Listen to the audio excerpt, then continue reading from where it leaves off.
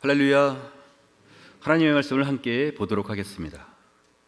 사도행전 17장 4절에서 25절까지 말씀인데요, 우리 드라마 바이블로 낭독될 때에 눈과 마음으로 함께 읽도록 하겠습니다. 그 중에 어떤 사람 곧 경건한 헬라인의 큰 무리와 적지 않은 귀부인도 권함을 받고 바울과 실라를 따르나 그러나 유대인들을 시기하여 저자의 어떤 불량한 사람들을 데리고 때를 지어 성을 소동하게 하여 야손의 집에 침입하여 그들을 백성에게 끌어내려고 찾았으나 발견하지 못하매 야손과 몇 형제들을 끌고 읍장들 앞에 가서 소리질러 이르되, 천하를 어지럽게 하던 이 사람들이 여기도 이르매 야손이 그들을 맞아들였도다. 이 사람들이 다 가이사의 명을 거역하여 말하되 다른 임금 곧 예수라 하는 이가 있다 하더이다. 무리와 읍장들이 이 말을 듣고 소동하여 야손과 그 나머지 사람들에게 보석금을 받고 놓아주니라. 밤에 형제들이 곧 바울과 실라를 베레아로 보내니 그들이 이르러 유대인의 회당에 들어가니라.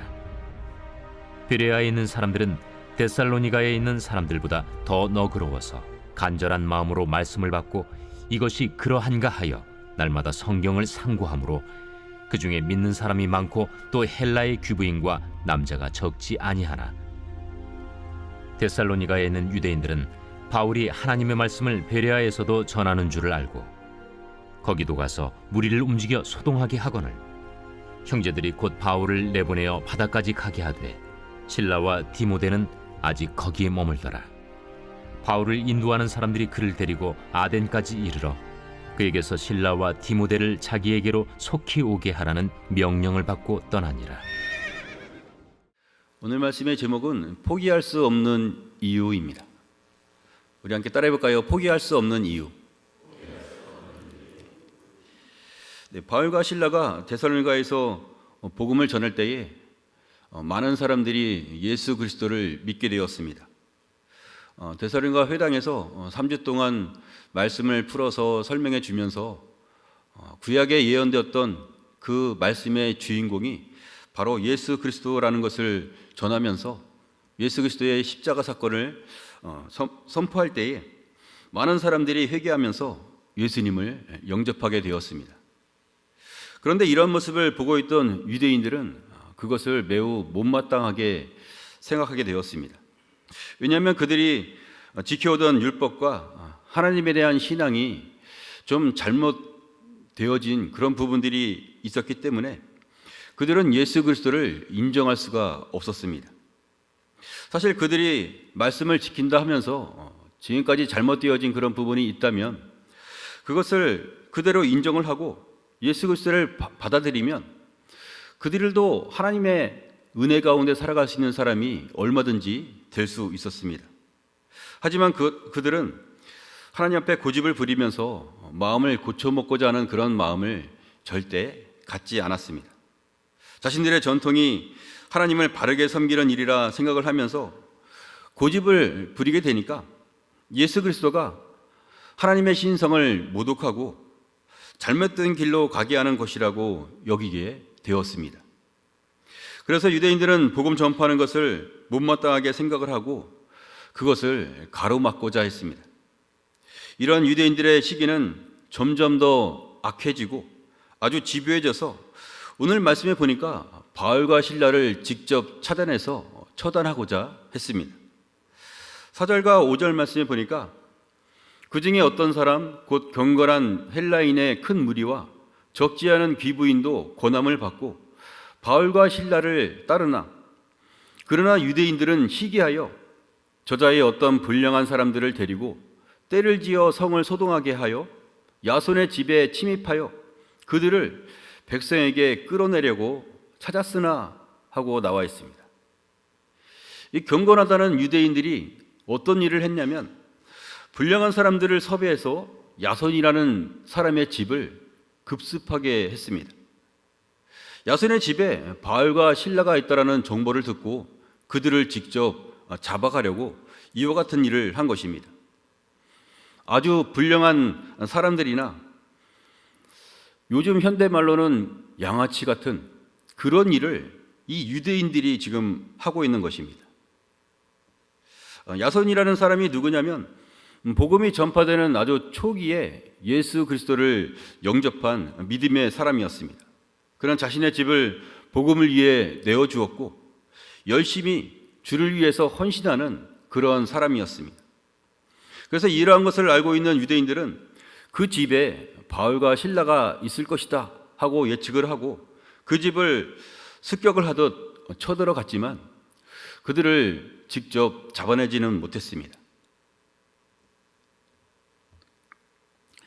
바울과 실라 대신에 그 집에 있던 야손과 그의 형제들을 대신 붙잡아서 그들이 바로 유대 사회를 혼란스럽게 하는 범죄자라고 생각을 하고 범죄자 취급을 하게 되었습니다.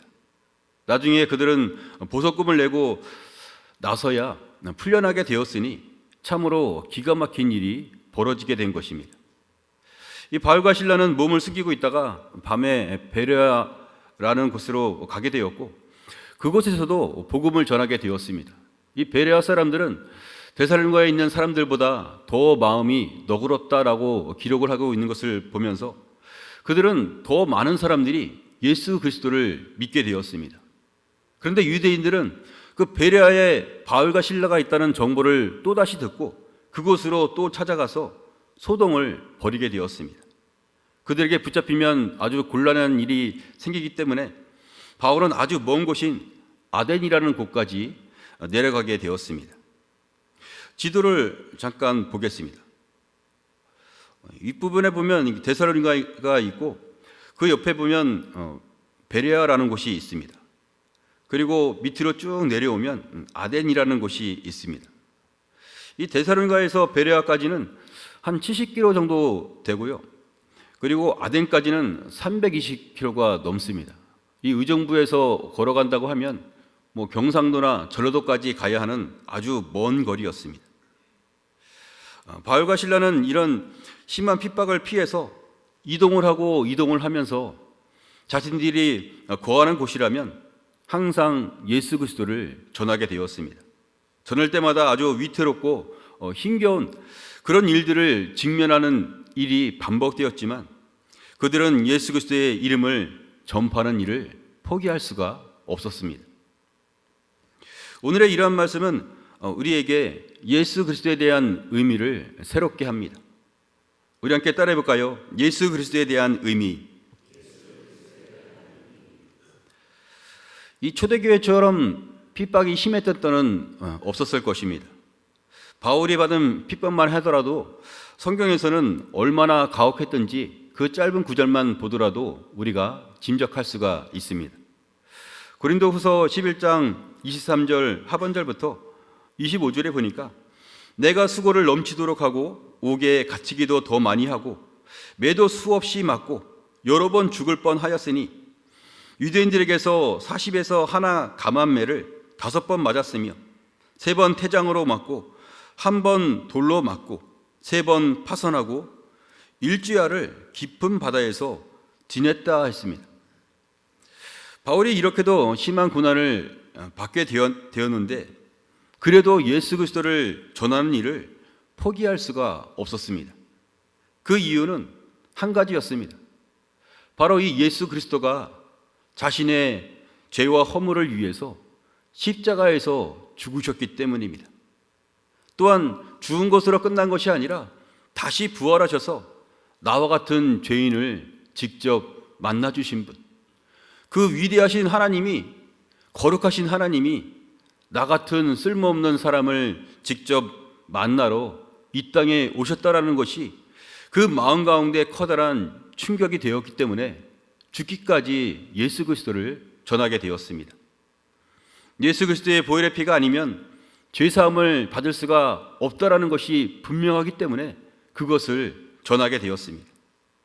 예수 그리스도가 행하신 십자가 사랑이 바로 하나님의 사랑이었고 그 사랑으로 말미암아 새로운 생명을 얻을 수가 있는 것이니 예수님은 생명까지도 아낌없이 내어주신 분, 그것이 마음 가운데 커다란 울림이 되어서 복음을 전하게 되었습니다. 바울은 이것에 대해서 누구보다도 확신하는 자였습니다. 나를 위한 십자가의 그 사랑, 위대하신 하나님의 사랑을 깊이 깨닫게 되었기에 그의 사역을 절대 포기할 수 없었습니다. 그래서 바울은 한 영혼을 위해서 아무리 수고를 하게 되더라도 그것이 절대 과한 일이 아니다라고 생각을 하였습니다. 오늘 말씀처럼 베레아에서 아덴까지 몇 날 며칠을 걸어가고 굶주리고 때로는 억울하게 매를 맞는 일이 생기더라도 어느 누구도 핑계로 삼지 않았습니다. 몸이 아프고 힘들수록 예수님이 구원하고 싶은 한 사람, 오직 한 영혼을 마음에 생각하면서 오히려 하나님께 집중했습니다. 내가 한 영혼을 사랑할 수만 있다면 오히려 그것으로 만족할 수 있게 되었습니다. 그렇게 한 영혼을 위해서 믿음으로 나아갈 때에 하나님의 일을 계속해서 진행하며 감당할 수가 있었습니다. 내가 한 영혼을 사랑해서가 아니라 예수님이 그 영혼을 사랑하고 계시다는 것을 알게 되니 멈출 수가 없었던 것입니다. 예수님이 그 영혼을 사랑하고 계시니 바울도 그 영혼을 포기할 수가 없었던 것이죠. 그렇습니다. 우리가 한 영혼을 사랑할 때에 어떤 때는 상대방이 전혀 알아듣지 못할 때가 있습니다. 어떤 사람은 1년, 2년, 또 어떤 사람은 30년, 40년 이상 복음을 전해도 전혀 듣지 못할 때가 있습니다. 하지만 우리는 그런 때도 포기하지 말고 그 영혼을 놓고 기도하며 사랑할 수 있어야 합니다. 때로는 그 영혼이 나를 섭섭하게 하기도 하고 때로는 험악한 말을 하기도 합니다. 그러나 여러분, 내가 수고하게 된 것을 먼저 생각하기 전에 내가 받은 사랑을 먼저 생각할 수 있어야 합니다. 우리가 죄인 되었을 때에 예수님이 먼저 우리를 사랑해 주셨습니다. 예수님의 십자가 사랑이 아니면 우리는 죽어 마땅한 그런 사람들입니다. 아니, 영원한 형벌을 받아야만 하는 하나님 앞에 끔찍한 사람일 뿐입니다. 우리 예수님의 사진을 보도록 하겠습니다. 우리를 위해 십자가에서 죽으신 예수님을 생각해 보십시오. 우리 주 예수님은 나 같은 죄인을 사랑하셨습니다. 십자가에서 죽는 그 순간에도 나의 영혼을 다시 살리기 위해서 포기하지 않으셨습니다. 그 사랑을 우리가 받았기에 지금 구원의 삶을 살아갈 수가 있게 된 것입니다. 따라서 우리는 어떠한 힘겨움에도 다시 일어서야 합니다. 나의 힘이 아니라 하나님의 힘으로 다시 일어설 수 있어야 합니다. 사무엘상 30장 6절 말씀에 백성들이 자녀들 때문에 마음이 슬퍼서 다윗을 돌로 치자 하나 다윗이 크게 다급하였으나 그의 하나님 여호와를 힘입고 용기를 얻었더라 하고 나와 있습니다. 이 말씀은 이스라엘 백성들이 아말렉에게 패배했을 때의 장면을 소개하고 있습니다. 아말렉에게 패배해서 이스라엘 백성들은 갖고 있는 모든 것들을 다 빼앗기고 말았습니다. 재물과 식량과 아내와 자녀들까지도 그들에게 빼앗기고 말았습니다. 그래서 백성들이 너무나 슬픈 마음에 다윗을 돌로 치고자 했습니다. 이처럼 상황은 매우 심각하고 최악의 상황이었지만 그런 때에도 다윗은 힘을 내고자 했습니다. 하나님이 살아계시고 나를 위해 일하고 계신다는 것을 느끼게 되니 다시 한번 주의 이름으로 힘을 내고자 했습니다. 그렇게 다시 한번 힘을 내어 나아갈 때에 어떻게 되었느냐? 다윗이 이끄는 이스라엘의 군대가 이 아말렉 군사들을 뒤쫓아가서 그들을 다 처단할 수 있게 되었습니다. 그들에게 빼앗겼던 것들을 다시 되찾고 승리의 기쁨을 누릴 수가 있게 되었습니다. 하나님이 도와주셔서 그러한 회복의 기쁨의 날을 맞이할 수 있게 된 것입니다. 할렐루야. 우리들도 하나님의 힘으로 일어설 수 있기를 바랍니다. 성경은 하나님에 대해서 이렇게 말씀하고 있습니다. 예레미야 10장 10절 말씀에 오직 여호와는 참 하나님이시요 살아계신 하나님이시요 영원한 왕이시라.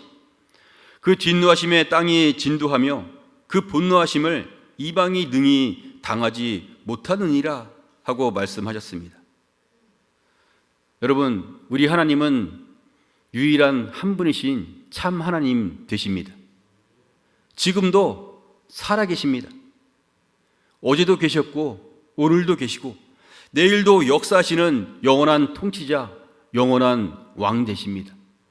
그런 위대하신 하나님이 지금 우리 안에 함께하고 계십니다. 살아 역사하시는 주의 성령으로 우리가 그것을 깨닫고 다시 한번 주의 이름으로 일어서기를 원하고 계십니다.